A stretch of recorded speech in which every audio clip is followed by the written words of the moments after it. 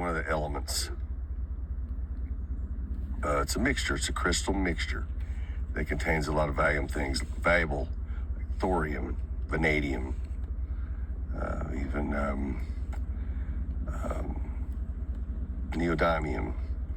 This crystal is very much useful and very much abundant on my farm area, and very much abundant in the other areas of the world that most of these UFO sightings are noted. The Bushveld Complex, Stillwater, Montana,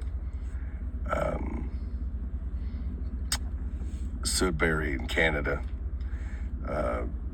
This is in abundance right around the cave entrances and also all through the caves.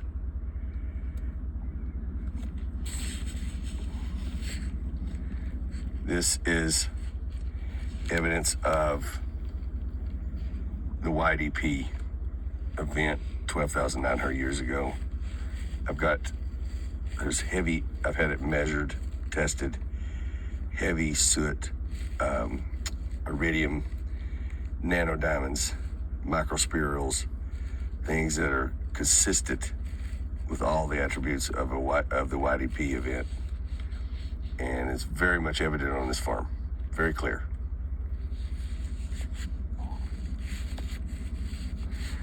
This is a quartz site that there's a lot of imagery.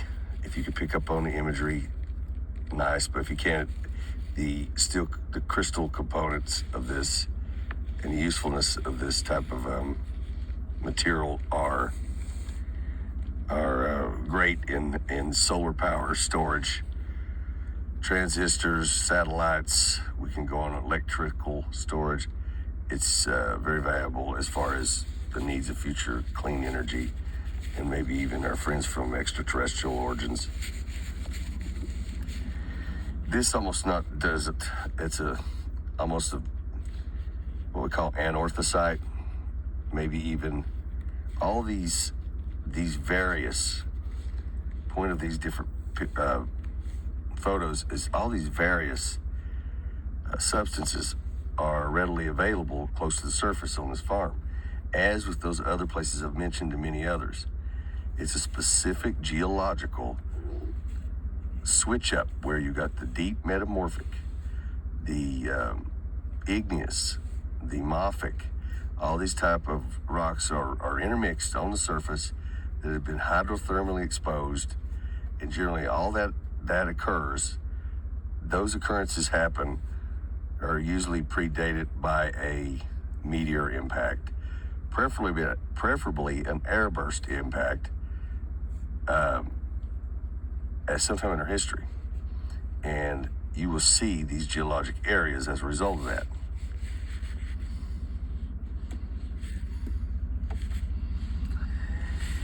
Here is the Google Earth catching one of the cave entrances, and you can see there has been a lot of previous serious attention to these cave entrances, and there has been a serious effort to put some type of meaning with these stones and their imagery, the cave entrances and their imagery, and there's many messages I just not figured out. This is an aerial view, Google Earth, of the farm area. You noticed I didn't have that. I had the pond deepened slightly when I developed the land. Not much. This has not been developed hardly at all. But I didn't change the shape. I really never noticed it's a heart shape till I looked at Google Earth. Google Earth shows these images too, like this. You'll see this in different areas. Weird stuff like this. And I think this is a theory on my part, but I think our extraterrestrial friends have they've definitely entangled probably to a satellite system. See, Google Earth is the same as the iPhone system, and you'll see these different images when you're close to certain areas that almost look spooky or little bit paranormal. I think it's part of a superimposed entanglement process when these specific areas are either photographed by iPhones or Google, that type of system, and it shows itself. This is another this was in the creek, and this has a mixture of gold, platinum group metals, palladium, rhodium, there's platinum, rhodium, palladium, and these are very, very valuable transistors. These elements, folks, you got to realize these elements were developed. I mean, not developed, but started to be utilized. Is what made your current lifestyle possible. Satellites, cell phones, and these became a mainstay at the construction of these devices the way they work today.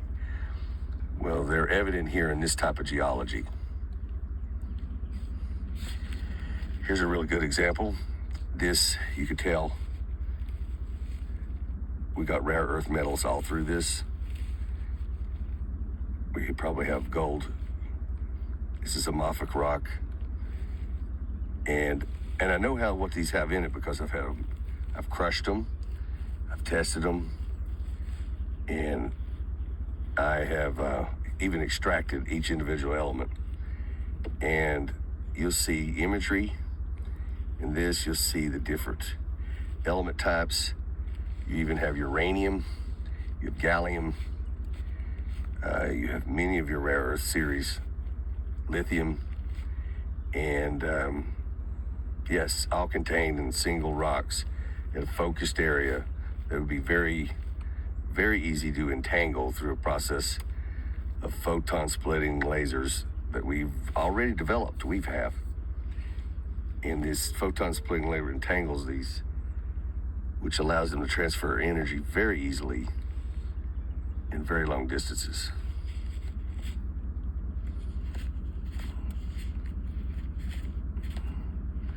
This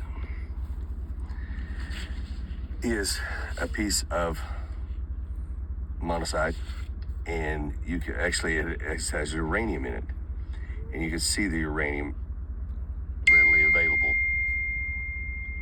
readily available, and you could see the different particles within it. This is like the huge chunks that's just under the ground. This is one of the cave entrances. This is the monazite, and it's this is just uncovered. I mean, it is just abundant. Now, if you listen to geologists and archaeologists that are under current training standards, I don't know what's wrong with this state, but this state, North Carolina, is not aware at all of the true archaeological history.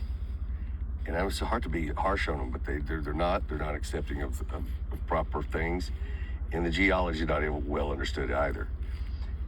Look at these symbolisms, this imagery, which can easily be created as a signature when you're entangling certain elements. Imagine that. You have a laser, you're entangling certain areas, and you have your signature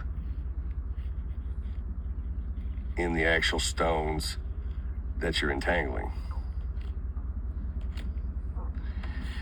Here's another area. Now, I put this because I think there was some type of massive event, which they were here, and these definitely looks like maybe possible decomposed bodies at that time, but they don't look human. They just don't look human. And that would have been 13,000 years ago. This right here, again, caricatures in the stones, the imageries, the even numbers that you can see deep. If you look at the stone, you can actually, if you're an artist of any kind, you can see the imagery, the depth that's been put into it. The type of stone is a quartzite mixed with some other, like I've said, numerous other rare earth. And they seem to be signatures. These are not carved this way.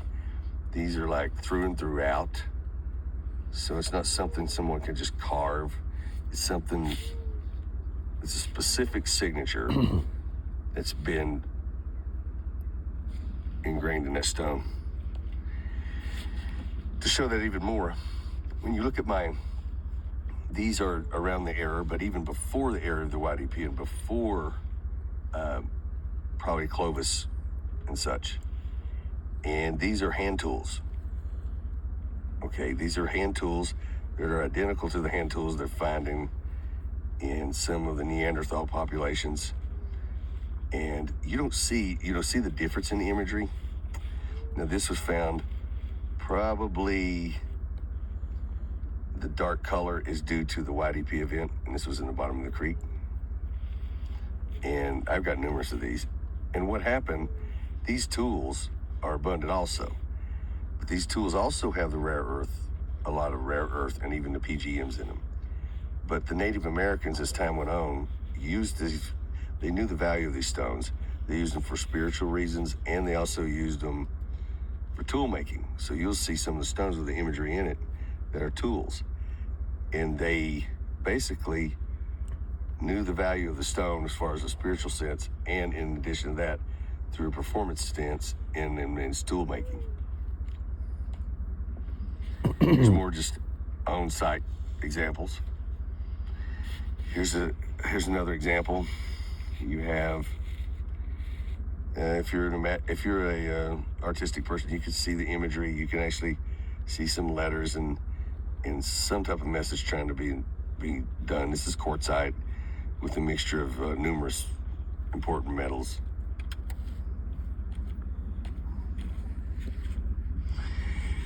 Here's a big piece of quartzite, or quartz. Big piles of them at the surface, many areas on the land. This is very valuable at any kind of optical light, refraction changes, necessities in certain satellites, fiber optics. Quartz is huge, especially the kind this is. It's a more pure kind of quartz. This is at the deep bedded stream. You can even see the imagery in these stones, trying to tell a story or trying to see. Here to illustrate that further, this is a stone embedded near one of the cave entrances. You can actually see some symbolism on the stone, and it's from way back, way even before, maybe even into the time of 30,000 years ago.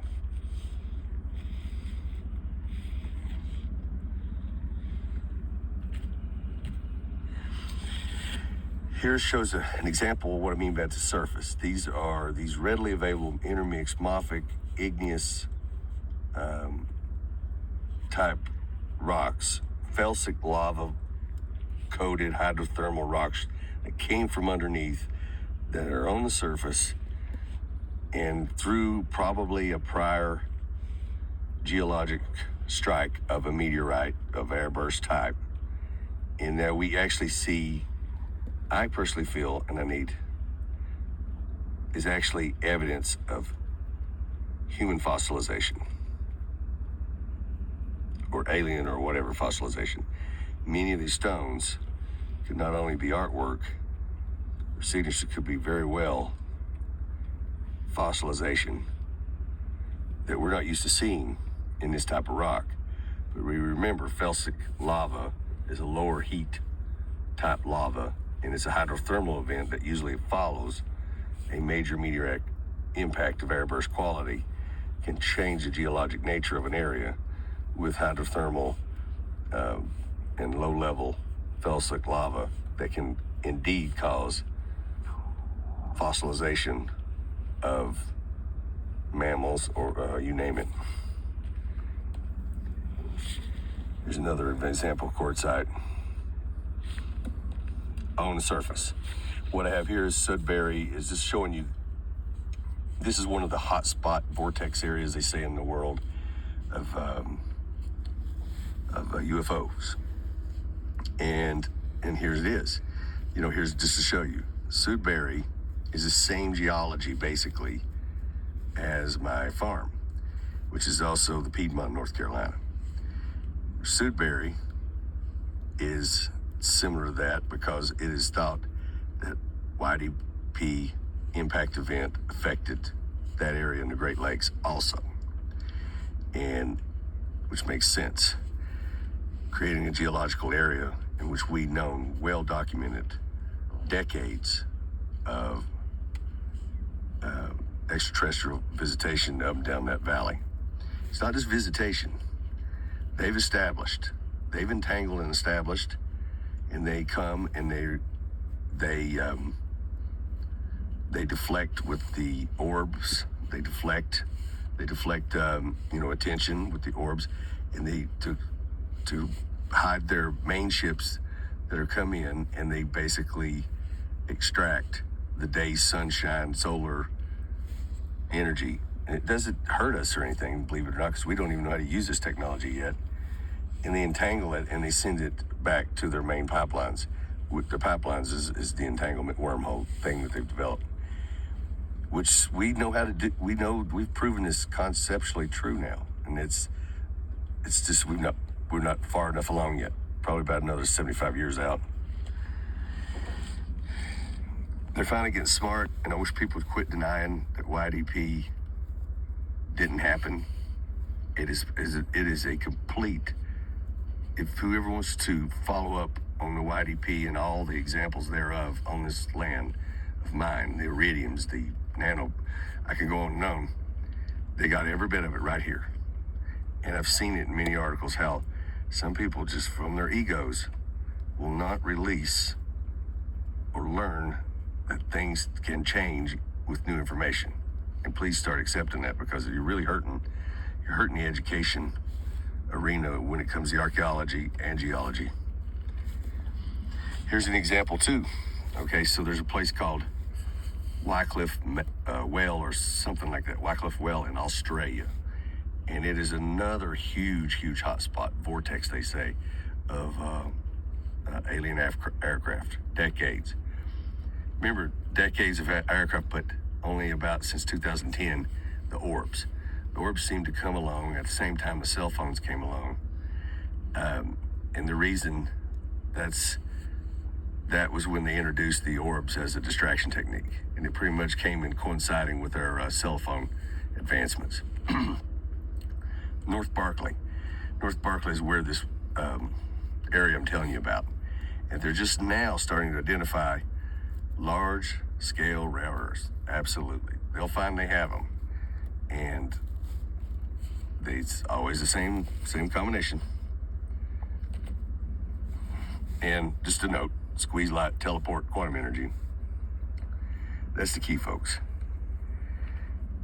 Vast differences. See that?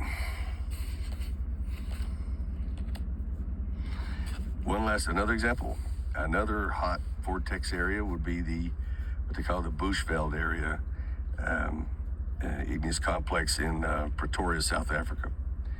Again, the PGM ratios, geological features, mafic rocks, igneous, surface availability, deep nanodiamonding, surface nano, you name it.